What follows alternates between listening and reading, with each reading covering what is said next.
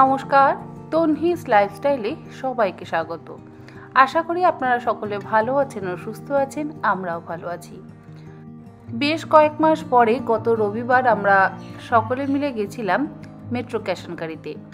আগে প্রায়শই আমি মেট্রো ক্যাশনকারি থেকে জিনিসপত্র কিনে আনতাম, কিন্তু এখন সময়ের অভাবে সেখানে অবশ্য যাওয়া হয় না। তো আজকে সকালে হঠাৎ করে ঠিক হলো যদি একবার সেখানে যাওয়া যায়। সামনেই আছে হোলি আর তার সাথে রমজানও চলছে, সেই জন্য এবারে স্টকটা কিন্তু প্রচুর দেখতে পেলাম। মোটামুটি যা যা জিনিস আমাদের প্রয়োজন সেই সমস্ত জিনিস কিনে নিলাম।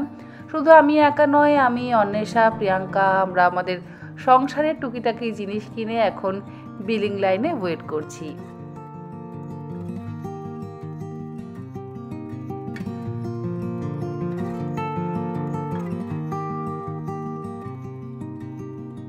হোলি উপলক্ষে আমি প্রত্যেক বছরই কিছু না কিছু প্রিপারেশান করে থাকি। এটা অবশ্য আমি যখন লখনৌতে ছিলাম সেই সময় থেকে আমার যে পাঞ্জাবি আন্টির বাড়িতে ভাড়া থাকতাম, আন্টিকে দেখে শিখেছি। আন্টি দেখতাম প্রত্যেক বছর হোলির আগে সুন্দর করে ঘর তো সাজাতোই, তাছাড়া নানান রকম স্ন্যাক্স খাবার দাবার বানিয়ে রাখতো। ডাইনিং টেবিলে যে যে জিনিসগুলো থাকে সেই জিনিসগুলো আমি রেখে দিচ্ছি। মোটামুটি একটা নুনের পাত্র, তার সাথে চাট মশলা আর এই ছোট ছোট কেচাপের বটলগুলো কিনেছি, যার মধ্যে একটাতে রয়েছে টমেটো কেচাপ, একটাতে রয়েছে মেয়োনিজ আর একটাতে রয়েছে কাসুন্দি। টমেটো কেচাপটা রয়েছে লাল বটলে, মেয়োনিজ রয়েছে সাদার মধ্যে আর কাসুন্দি রেখেছি হলুদ বটলে। মাঝখানে একটা মানি প্ল্যান্ট রাখলাম যাতে দেখতে সুন্দর লাগে।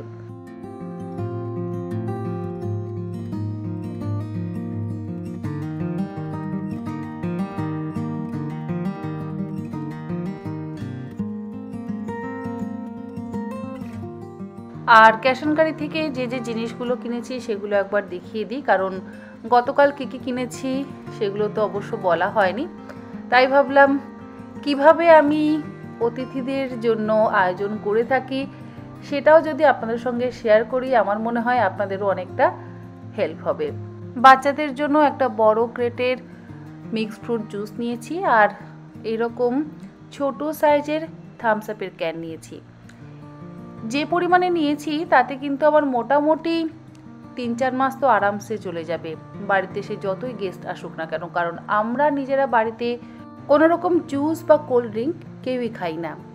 1 কেজি সাইজের 2টো ব্রেড ক্রামের প্যাকেট নিয়েছি। হোলিতেও ব্যবহার হতে পারে, আবার তারপরেও ব্যবহার হতে পারে। আর এরকম বড় সাইজের 3টে কাচের কন্টেনার নিয়েছি। ভাত হোক বা ডাল তরকারি ফ্রিজে স্টোর করতে এগুলো ভীষণই সুবিধা হয়, আর দামটাও যথেষ্ট কম, সেই জন্য পছন্দ হয়ে গেল আর নিয়ে নিলাম। কারণ এগুলো আমার সব সময় প্রয়োজন পড়ে। একটা ছোট সাইজের নিয়েছি, তবে 3টে যে নিয়েছি বড় সাইজের সেই 3টে একদম ঠিকঠাক আছে। ছোট সাইজেরটার মধ্যে ডিফেক্ট আছে দেখছি, সাইড থেকে ভাঙা। এটাকে আবার চেঞ্জ করতে যেতে হবে একদিন মেট্রো ক্যাশনকারিতে। মকটেল বানাবার জন্য নিয়েছি 2টো সিরাপের বটল, 2টো নিয়েছি সেন্টেড ক্যান্ডেল। সন্ধেবেলা এগুলো জ্বাললে বেশ ভালো লাগে। তার সাথে একটা বড় সাইজের অ্যালুমিনিয়াম ফয়েলের প্যাকেট, এটা আমার সব সময়ের প্রয়োজন পড়ে। ক্যান্ডেলের একটা প্যাকেট, এটা অবশ্য নিজের জন্য নয়, এটা শাশুড়ি মায়ের জন্য। পিজিয়ন কোম্পানির একটা হ্যান্ড চপার নিয়েছি, এটা কিন্তু ভীষণ ইউজফুল। মাঝে মাঝেই আমার বাড়িতে হঠাৎ করে খাওয়া দাওয়ার যেহেতু আয়োজন হয়, সেই জন্য এরকম ডিসপোজেবল প্লেটের ব্যবস্থা আমি বাড়িতে সব সময় রেখে দিই। প্লেটগুলো ফুরিয়ে গেছে বলে এবার নিয়ে এলাম। রং খেলার দিন বাড়িতে দুপুরবেলা ছোটোখাটো একটা গেট টুগেদার হয়তো হবে, সেই জন্য আগে থেকে এই সমস্ত ব্যবস্থা করে রাখলাম। স্ট্রয়ের একটা প্যাকেট নিয়েছি আর নিয়েছি একটা মিঠা আতর।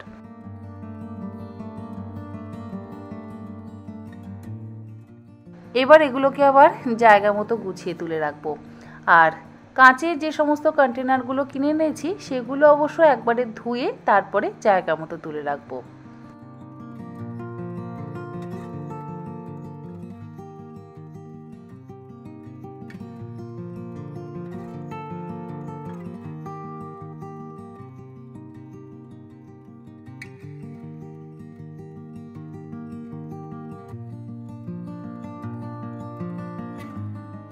আমার ক্রকারি ইউনিটের দুটো নতুন সংযোজন দেখাই। দেখুন, এই দুটো ককটেল গ্লাস গত সপ্তাহে ওয়েস্ট সাইড থেকে পারচেস করেছি।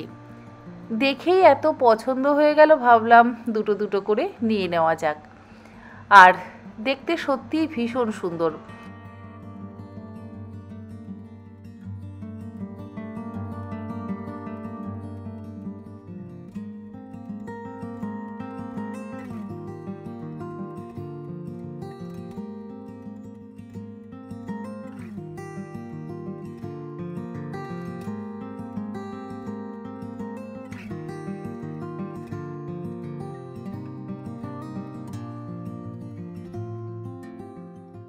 প্রতি বছরই আমি হোলি উপলক্ষে নানান রকম স্ন্যাক্স এবং মিষ্টির আইটেম বানাই। যখন লখনৌতে থাকতাম সেই সময় আন্টির থেকেই গুজিয়া বানানো শিখেছিলাম। আমার ছেলের যখন 18 মাস বয়স তখন আমি কলকাতা থেকে লখনৌ শিফট করি। গুজিয়া কী জিনিস, কেমন খেতে হয় আমি একেবারেই জানতাম না। আন্টির থেকে গুজিয়া বানানো শিখেছিলাম। সত্যি গুজিয়া যে এত ভালো খেতে হয় তা যদি আন্টির থেকে না শিখতাম তা কখনো বুঝতেই পারতাম না। প্রত্যেক বছর ওই ছোট ছেলেকে নিয়ে নানান রকম খাবার দাবার বানাতাম এই হোলির সময়। 1 মাস আগে থেকে চিপস, পাঁপড়, মঠরি, নিমকি এই সমস্ত কিছু বানাতাম। আর 1 সপ্তাহ আগে, মানে হোলির 1 সপ্তাহ আগে গুজিয়া বানাতাম। গুজিয়া বানাবার পুরো রেসিপিটা আমি আমার তন্হির পাকশালা কুকিং চ্যানেলে আপনাদের সঙ্গে শেয়ার করেছি। আপনারা যদি এখনও দেখে না থাকেন অবশ্যই একবার চেক করে নিতে পারেন। আজকে আমি যে গুজিয়াটা বানাচ্ছি এটা কিন্তু কোনো রকম মোল্ড ব্যবহার না করি।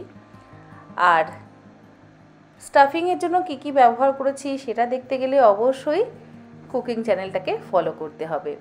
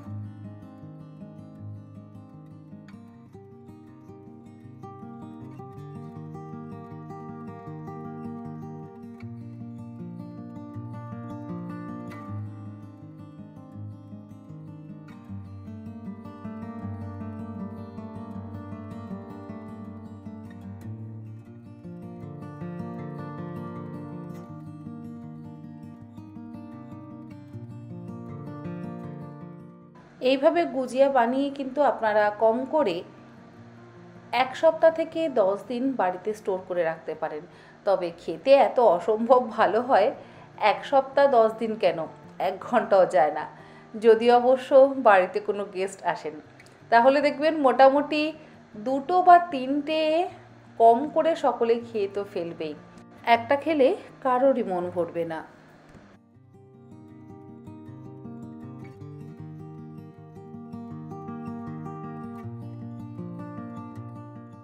গুজিয়াগুলো বানিয়ে নিয়ে তারপরে দই বড়া বানাবার জন্য উড়ার ডাল বা বিউলির ডালটাকে ভালো করে ধুয়ে ভিজিয়ে রাখবো।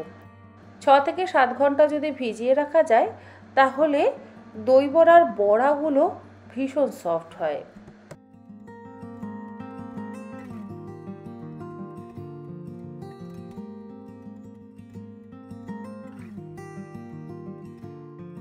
রং খেলা বা হোলির দিন ঠান্ডাই হবে না তা তো হতেই পারে না। এই ঠান্ডায় কিভাবে বানাতে হয় সেটা আবার শিখেছিলাম আমার লখনৌর গ্রোভার আঙ্কেলের থেকে। আন্টি শিখিয়েছিল গুজিয়া বানাতে, আঙ্কেল শিখিয়েছিলেন ঠান্ডায় কিভাবে বানাতে হয়। ঠান্ডায় বানাতে গেলে অবশ্য বেশ কিছু ড্রাই ফ্রুটসের প্রয়োজন হয়। খুব বেশি প্রয়োজন পড়ে না, অল্প অল্প করে দিলেই যথেষ্ট। 1/3 কাপ পরিমাণে নিয়ে নিচ্ছি আমন্ড বাদাম। সব কিছু মোটামুটি একই পরিমাণে, বিশেষ করে ড্রাই ফ্রুটসগুলো। 1/3 কাপ পরিমাণে নিলাম কাজু বাদাম, 1/3 কাপ পরিমাণে পেস্তা, তার সাথে 2 টেবিল চামচ পরিমাণে চারমগজ, 2 টেবিল চামচ পরিমাণে দিলাম পোস্ত, 3 টেবিল চামচ পরিমাণে দিয়ে দিচ্ছি গোলাপ ফুলের পাপড়ি। এটা আমি শুকনো গোলাপ ফুলের পাপড়ি ব্যবহার করেছি।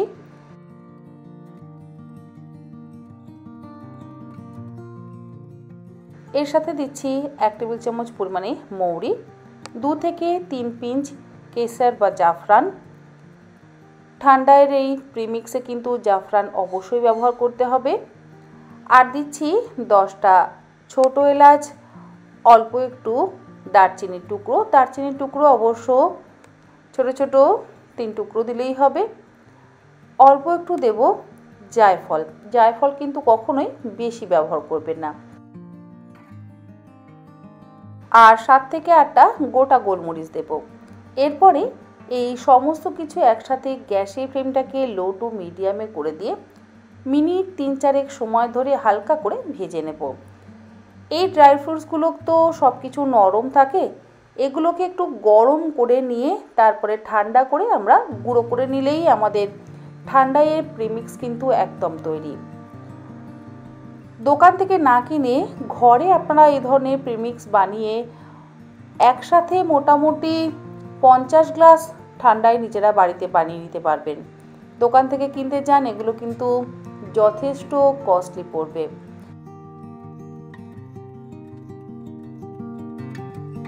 ড্রাই রোস্ট করে নেওয়া হয়ে গেলে একটা প্লেটের মধ্যে ঢেলে ঠান্ডা করে নেব।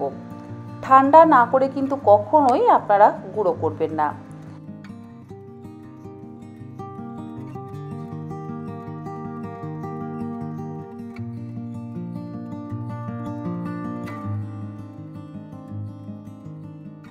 ড্রাই ফ্রুটসগুলো ঠান্ডা হতে হতে আমি 2 কাপ র চা বানিয়ে নিলাম। 15 দিন পর ব্যানার্জিবাবু রাঁচি থেকে কলকাতা এলো। জাস্ট কিছুক্ষণ আগে এলো, জলখাবার আগেই দিয়ে দিয়েছিলাম আসার সাথে সাথেই। এখন 2 কাপ র চা বানিয়ে নিচ্ছি। আমি অবশ্য চায়ে একেবারেই চিনি খাই না, কিন্তু ব্যানার্জিবাবু যেহেতু একটু চিনি খায় তাই একটা সুগার কিউব দিয়ে দিচ্ছি।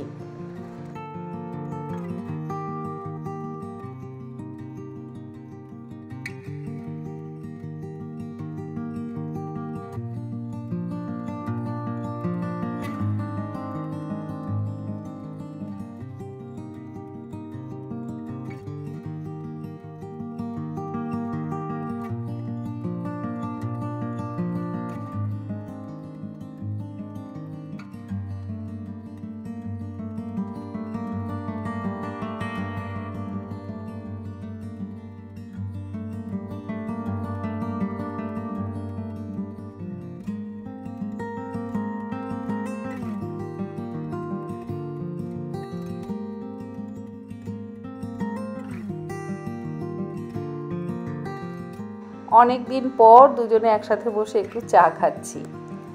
কাজের ফাঁকে বিশ্রামও হলো, তার সাথে কথাও বলা হলো। চা খেয়ে নিয়ে তারপরে প্রিমিক্সটাকে গুঁড়ো করে নেব।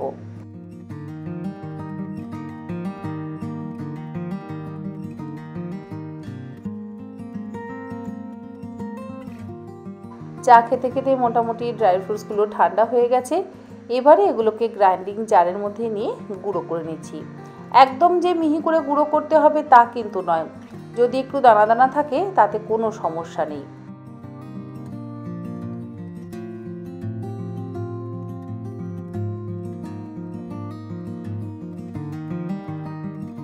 ড্রাই ফ্রুটসগুলো আমি দুবারে গুঁড়ো করে নিচ্ছি। একসাথে এতটা গুঁড়ো করা একটু সমস্যাই হবে, তাই দুবারে গুঁড়ো করে নিলে আমার মনে হয় সেটা বেশি ভালো হবে।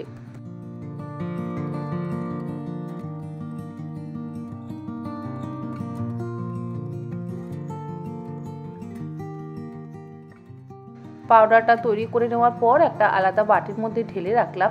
আর ওই একই গ্রাইন্ডিং জারের মধ্যে 1 কাপ পরিমাণে চিনিও গুঁড়ো করে নিচ্ছি। গুঁড়ো চিনিও আমি একসাথে মিশিয়ে রাখি, কারণ যখন আমরা ঠান্ডাইটা বানাবো তখন ঠান্ডা দুধের মধ্যে এই প্রিমিক্সটা মিশিয়ে দিলেই ঠান্ডাই কিন্তু তৈরি হয়ে যাবে। তা না হলে আবার আলাদা করে চিনি ওর মধ্যে অ্যাড করতে হবে। তা একসাথে যদি সব কিছু মিশিয়ে রাখা হয় তাহলে কোনো সমস্যা হবে না। দেখুন আমাদের ঠান্ডাইয়ের প্রিমিক্স একদম তৈরি। খুব ভালো করে একসাথে মিশিয়ে নিয়ে এবার এটাকে এয়ারটাইট কন্টেনারের মধ্যে করে ভরে রেখে দিচ্ছি। 1 সপ্তাহ বাইরে রাখবো, তারপরে আমি ডিপ ফ্রিজে এটাকে রেখে দেব। আপনারা চাইলে নর্মাল ফ্রিজেও অবশ্যই স্টোর করে রাখতে পারেন, কিন্তু ডিপ ফ্রিজে যদি আপনারা রাখেন তাহলে কম করে 1 বছর আপনারা এই ঠান্ডাইয়ের প্রিমিক্সটা রেখে দিতে পারবেন।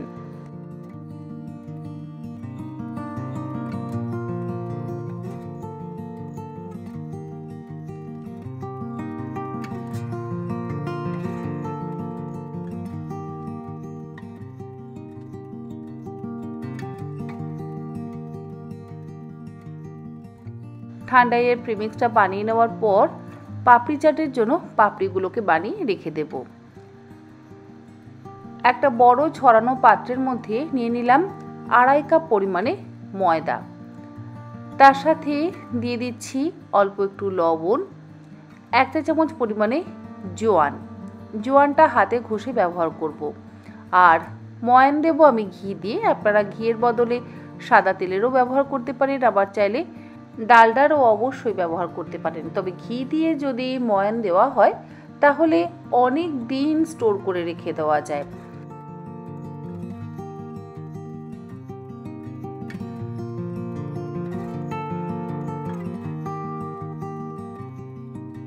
মোটামুটি এখানে আমি 1/2 কাপ পরিমাণে ঘিয়ের ব্যবহার করছি। ঘিটা দিয়ে এবার একসাথে ভালো করে মিশিয়ে নেব। এর মধ্যে আমি সুজি দিতে ভুলে গেছি। যাই হোক, এবার 1 কাপ পরিমাণে সুজি দিয়ে দিচ্ছি। 2.5 কাপ ময়দার সাথে মোটামুটি আমার 1 কাপ পরিমাণে সুজির প্রয়োজন পড়বে। সুজিটা দিলে মুচমুচে ভাবটা ভীষণ ভালো হয়। সুজি না দিলেও অবশ্যই হয়, কিন্তু সুজি দিলে আরও বেশি ভালো হয়। যাই হোক, এবার সুজিটা দিয়ে একসাথে ভালো করে ময়ান দিয়ে নিচ্ছি। ময়ানটা দেওয়ার পর গরম জল দিয়ে আমরা ডোটাকে তৈরি করে নেব। অবশ্যই গরম জলেরই ব্যবহার করবেন। আর জলটা দেওয়ার পর যখন ডোটাকে আমাদের মাখতে হবে তখন কিন্তু বেশ শক্ত করে মাখতে হবে। রুটি, লুচি, পরোটার মতন নরম করে মাখলে কিন্তু হবে না। খুব বেশি ঠেসে ঠেসে মাখবার কিন্তু একেবারেই দরকার নেই। মোটামুটি জল দিয়ে ভালো করে একটা মিশিয়ে মণ্ড তৈরি করে নিলেই পাপড়ির ডো আমাদের তৈরি হয়ে যাবে।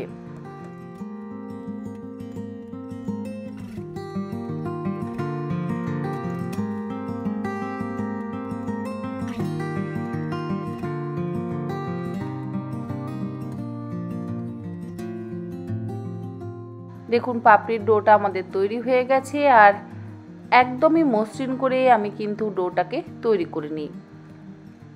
ছোট ছোট করে এর থেকে লেচি কেটে নেব।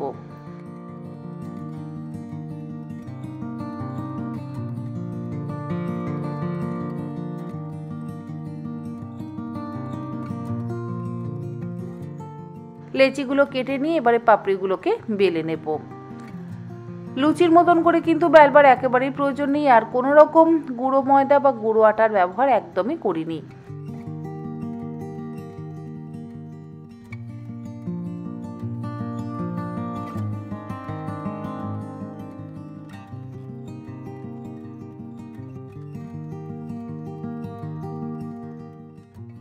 পাপড়িগুলো বেলা হয়ে যাওয়ার পর কাঁটা চামচ দিয়ে এইভাবে ছিদ্র করে দিতে হবে। তা না হলে পাপড়িগুলো যখন ভাজা হবে লুচির মতন ফুলে উঠবে। আর লুচির মতন যদি ফুলে ওঠে তাহলে আবার এগুলো ফুচকা হয়ে যাবে। তাই সব সময় কাঁটা চামচ দিয়ে বা টুথপিক দিয়ে এইভাবে যদি ছিদ্র করে দেওয়া হয় একদম পারফেক্ট পাপড়ি তৈরি হবে। মাট্রির ক্ষেত্রেও কিন্তু ঠিক একই রকমভাবে আমাদের মাট্রিগুলোকে তৈরি করে নিতে হবে। অন্যদিকে আমি লোহার কড়াইতে তেল গরম করেছি। যেহেতু ভাজাভুজি করছি সেই জন্য আমি এখানে লোহার কড়াই ব্যবহার করছি। তেলটাকে গরম করে নিয়ে একটা একটা করে পাপড়ি গরম তেলের মধ্যে দিয়ে গোল্ডেন ব্রাউন করে ভেজে তুলে নেব।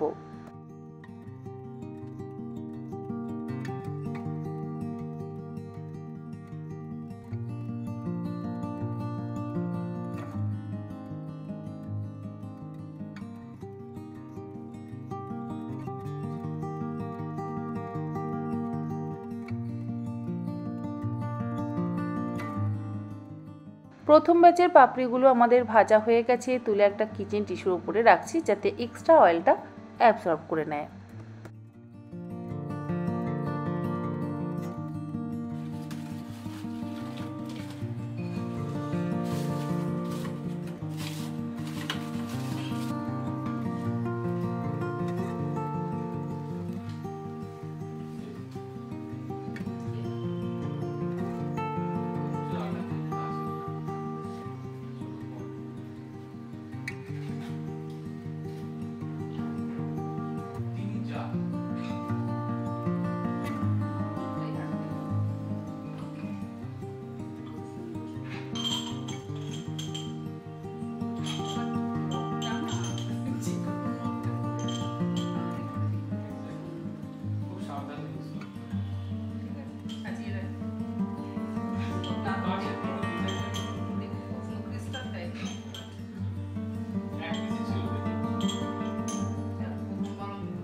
মাঝে মধ্যে যদি এরকম ছোটোখাটো গিফট পাওয়া যায় তাহলে মন্দ লাগে না।